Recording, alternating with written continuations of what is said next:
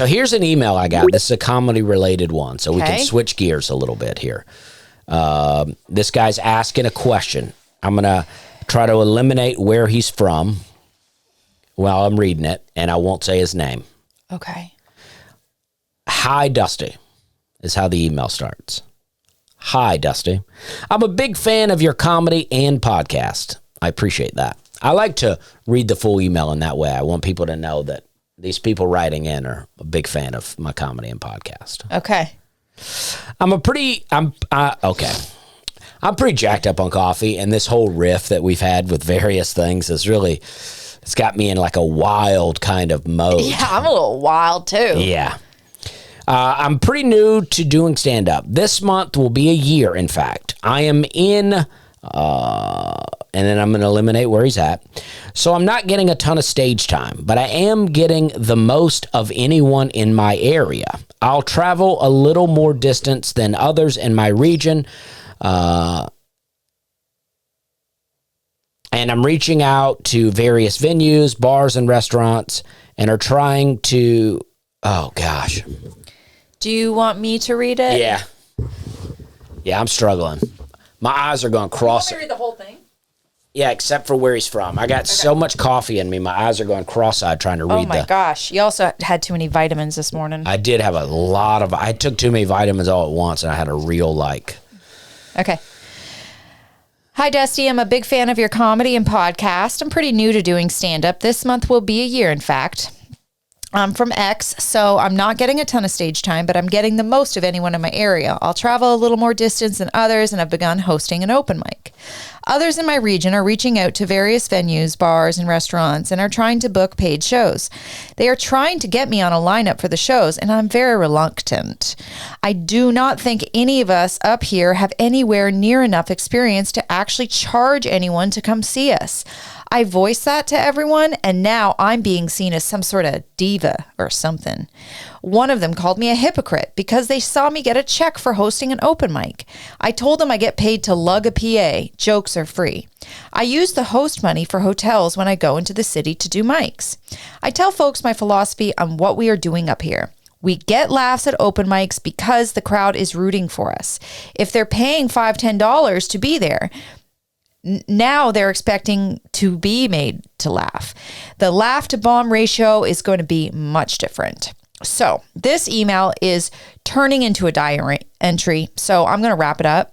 What are your thoughts on this, man? Am I out of my mind or rational? Okay. Good job reading. I feel like we're both struggling to read a little bit, but you did much better than me. I'm actually embarrassed how bad I was reading. Yeah, I don't think I struggled at all reading. I think I actually read quite swiftly. Okay. And with a lot of character and you know, I could read an audiobook. I could narrate an audiobook. I'm a good reader. I'd read in front of a classroom right now. That's how confident I am. Well, you know, when I do Nateland, I do ad reads, and I think my ad reads are pretty popular. Oh, okay. So you think you're better than me? Well, I think when I do ad reads, they're on a sheet of paper, an 8x10 sheet of paper, and the text is bigger. And I'm getting older, and I think it's harder. I'm needing to hold my phone farther away from my face. Okay. To read things now. When I waited tables, old people would come in there and they would hold the menu really far from their face, and that's how they would read. Yeah. That's who I'm becoming. Oh, okay. All right. So in regards to this email, I think I have the simple solution for this guy, and see if you agree. Because I agree with him. Doing these paid shows when people are not very good, it's a risky thing, because that's what's happening, right? Comics they're wanting to make money before they're good at stand-up. They're trying to make a job out of this thing before they're actually good at it. The early days of comedy is like your unpaid internship. All right? And then this is the solution, I think. But first, I don't think it's that big of a deal if you charge $5 for comedy. I wouldn't go more than that, but $5 says, hey, you've at least committed to coming in and watching a show. So you can create a little bit better of an audience by charging them a little bit of money. $5, come see some comedy. But I do think, I don't know, I see a lot of showcases, and I think the comics, especially newer comics, they have no respect for the audience.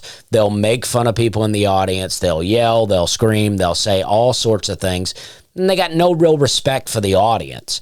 So, people have now paid $5, and then next thing you know, there's a comic on stage making fun of the way they're dressed, calling them all kind of names, saying they were at January 6th and all kind of stuff. And then they're like, oh, geez, I gave $5 for this. But this is the thing that you can say to the comics, because I assume you are being paid to host an open mic by the bar. So you say to the comics, hey, listen, why don't you pitch it to the bar? If you can get the bar to give you money for doing comedy in their bar, then you don't have to charge the people, and you're getting paid from the bar. So don't charge the customer, get the bar to pay you. What do you think about that, Hannah? I mean, that's good advice. Yeah, that is good advice. Or you could do a pay what you can jar at the end of the show, and then people can give money according to if they thought it was good or not, or how generous they're feeling. I think generally speaking, open mic should be free. Open mic should always be free. But at the same token, open mic should be free. But I also think if you are saying I'm going to put on a comedy show, $5 is not a lot of money. If people are going to come and spend $5 and the show's terrible, they're not going to be like, oh, I spent $5 on this. They're not going to care. They're like, at least it was only $5. Right. So I think you can charge them $5, because if you charge them $5, I mean, you're not going to make a ton of money anyways, assuming you're not in a very big room, So the comics are not going to get paid a lot. They might each $20, $30 a piece if you get a little bit of a crowd.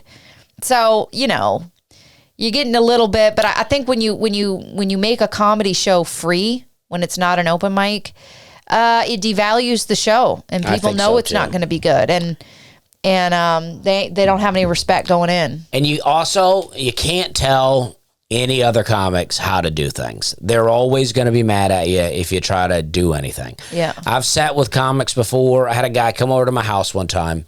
He wanted help writing jokes. He came over to my house. We took some of his already existing jokes. We sat down and we rewrote those jokes.